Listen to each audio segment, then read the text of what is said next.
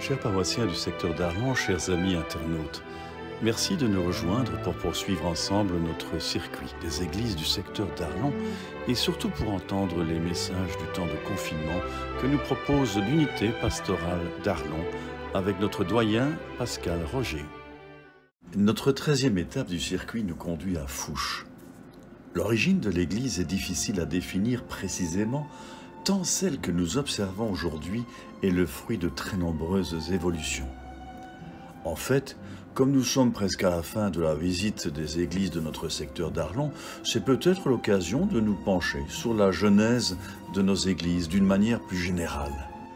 Le christianisme s'est implanté chez nous à l'époque de l'occupation romaine et Dieu sait combien notre région révèle des traces de celle-ci. Les Romains qui nous l'ont transmis étaient plus des soldats, des commerçants, des fonctionnaires, mais pas vraiment des missionnaires. L'historien Henri Pirenne nous dit que quantité de paroisses rurales doivent leur origine aux chapelles érigées dans les villas ou domaines agricoles. La population augmentant, entre 800 et 900 après Jésus-Christ, on commença à bâtir des chapelles à proximité des domaines. Pour ce qui est de Fouches, appelée Fours en 1557, il y avait une chapelle couverte d'un toit de chaume qui fut brûlée par les Français pendant la guerre entre l'Espagne et la France. En 1570, on construit un édifice mononef, la chapelle de Fours, et elle constitue ce qu'on peut considérer aujourd'hui comme les fondements de l'église actuelle. Un curé d'un village voisin venait une fois par semaine pour y dire la messe. En 1795, le clocher de cette chapelle s'effondre. Et en 1798, on installe une nouvelle cloche qui sera abritée, 6 ans plus tard, par une toute nouvelle tour en 1804. En 1808, Fouches est détachée de Hachy et est enfin érigée en paroisse. À l'époque dans le diocèse de Metz, puis dans le diocèse de Namur en 1823. En 1816 jusqu'à 1819, on installera dans l'église le grand autel, la chaire de vérité et les autres mobiliers qui seront l'œuvre de Nicolas Perle et son fils Martin. En 1870, le cimetière qui traditionnellement entoure l'église est désaffecté. En 1890 jusqu'à 1892, ce sera l'adjonction du transept et du chœur. Voici une photo exceptionnelle qui nous montre l'église à ce stade bien précis. Ce n'est pas encore la physionomie de l'église que nous connaissons aujourd'hui. En 1904, la tour est rehaussée de 3 mètres et selon une première étude, aurait dû conserver la forme du clocher comme l'indique ce plan de l'époque. Mais finalement, il fut décidé d'en changer la forme. En 1911, on y installe le jubé, pendant que l'abbé Goedert fait l'acquisition d'un 2e harmonium. Mais à présent, promenons-nous quelques instants dans les abords de l'église en cette première moitié du XXe siècle. Puis en 1944, les Allemands emportent la cloche qui ne reviendra qu'en 1945 après un court séjour à Hambourg. En 1950, Fouches rachète les orgues du pensionnat de Hachy et les ramène à Fouches dans une charrette tirée par un cheval. Hélas, sa façade postiche néogothique de cet orgue de 1888 fut perdue à jamais. Dans l'église, la statue de Saint-Roch trône fièrement. Elle y fut installée pour conjurer les fléaux du choléra. En effet, en 1636, l'épidémie de choléra a ravagé la région. Elle y fut amenée par les Croates pendant la guerre de 30 ans. Elle quitta provisoirement l'église en 1892 pour réapparaître en 1971, complètement restaurée par le frassémois M. Matet. Frasem que nous visiterons la semaine prochaine pour y terminer notre circuit des églises du secteur d'Arlon. Mais aujourd'hui, retrouvons notre doyen Pascal Roger dans l'église de Fouches pour entendre son 13e et avant-dernier message du temps de confinement sanitaire. amis de Fouches, d'Arlon et d'ailleurs, bonjour. Nous conduisons tous la voiture et nous avons l'habitude des panneaux de sécurité routière. Et à maintes reprises, ils nous invitent à plus d'attention. Attention au gibier, attention aux enfants à proximité des écoles, attention à ce virage un peu serré ou à la sortie des camions à proximité du zoning artisanal. Comme s'il fallait sans cesse raviver cette vigilance de notre capacité à être attentifs. Somme toute, c'est comme si nous conduisions un peu par habitude, en mettant en quelque sorte le pilote automatique, et que ces panneaux venaient nous éveiller pour nous faire éviter l'accident. Car il faut bien le reconnaître, beaucoup de sinistres sont dus à des déficiences de l'attention. La qualité d'attention, elle est vraiment fondamentale. Elle est le socle des relations humaines et elle est à la base d'autres qualités nécessaires telles que l'empathie, la compassion, la bienveillance. C'est vraiment un bien très précieux. L'attention nous permet de nous concentrer afin de mieux faire et de mieux vivre les choses. Elle nous permet de mémoriser tant les visages que les informations ou encore les connaissances. Elle nous permet également de nous adapter à notre environnement, aux différents changements.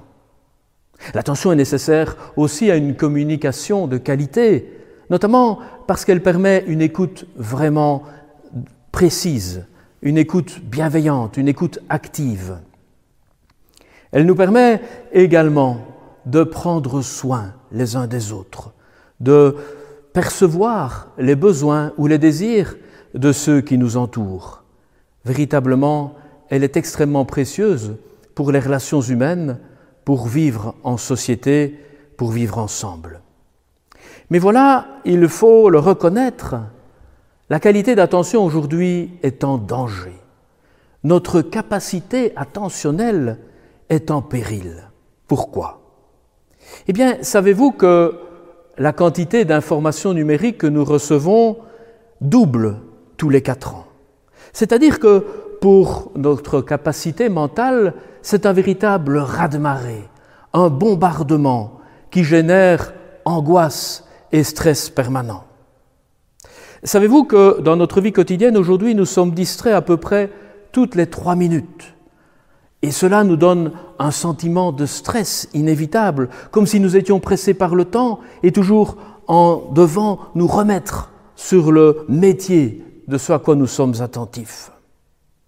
Enfin, les statistiques disent que nous consultons notre smartphone à peu près 150 fois par jour. Somme toute, il est devenu un peu comme un doudou pour toutes les générations. On ne sait plus s'en séparer sans être en situation d'insécurité. D'aucuns diront c'est comme une 3e main. Permettez-moi de vous raconter une petite histoire.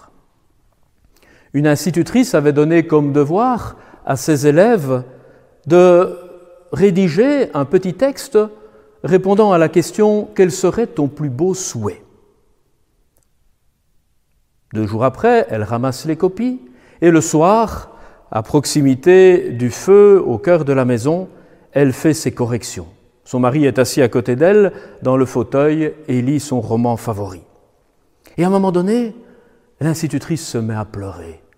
Voilà son mari étonné et il l'interroge « Mais que se passe-t-il, ma chérie? Que t'arrive-t-il » ? « Écoute, dit-elle, cet élève, voilà ce qu'il écrit. Mon plus beau souhait serait d'être un smartphone. Car au smartphone, on sourit. Le smartphone, on le regarde.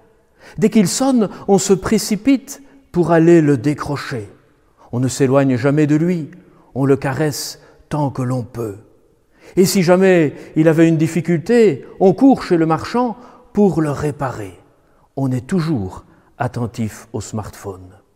Tandis que moi, parfois il me faut appeler bien des fois pour être entendu. Je pleure et on ne le remarque pas. Je passe et on ne me voit pas. Je suis triste et personne ne s'en rend compte. Alors je voudrais être un smartphone. Oh, que c'est triste, dit le mari. C'est vrai, ce texte est émouvant.